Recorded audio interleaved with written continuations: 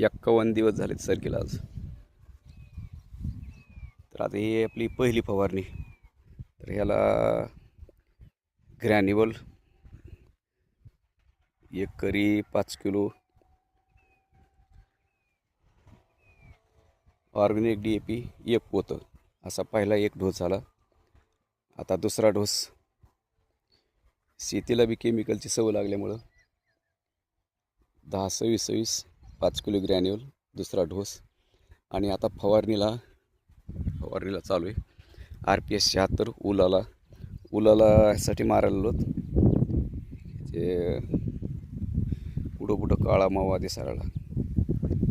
तर RPS मध्ये ब्रँचची संख्या वाढती, फाटेची संख्या, त्याला बीज प्रक्रिया केल्यामुळं असे फाटे छोटे त्याला फाटेची संख्या, कलर टिकून राहिला. आणि पहिलेच फवारणी 51 दिवस झाले सर केलं.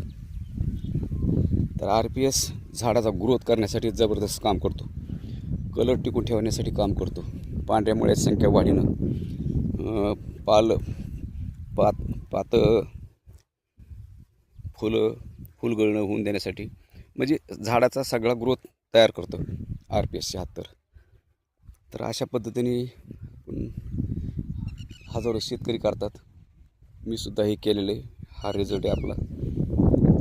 तर छानपैकी 51 दिवसाची सरकी पहिलीच फवारणी. लोकांच्या 2-2 झाल्यात, पण आमची एकच आहे. कारण कशामुळे दम धरला आहे नाही, त्याला बीज प्रक्रिया RPS 76 आणि सॉईल गार्डची केली ती. त्याच्यामुळे खाली बुरशीचं प्रमाण येत नाही. आणि कोंब निघाला की त्याला खायला लगेच RPS 76 मध्ये सगळे घटक असल्यामुळं, मायक्रो न्यूट्रन्स जे घटक असतात ना, ते RPS 76 मध्ये सगळे घटक आहेत. त्यासाठी हे असं छानपैकी काम करतं. तर प्रत्येक शेतकऱ्याने RPS 76 प्रत्येक फवारणीला जर दिलं तर मी चॅलेंज देऊन सांगतो 100% रिझल्ट आहे आणि उत्पन्नात तुमचे वाढ होणारच आहे. तर अशा पद्धतीने आपली सरकी हिला 51 दिवस झाले, 16 जूनला लावणी झालेली.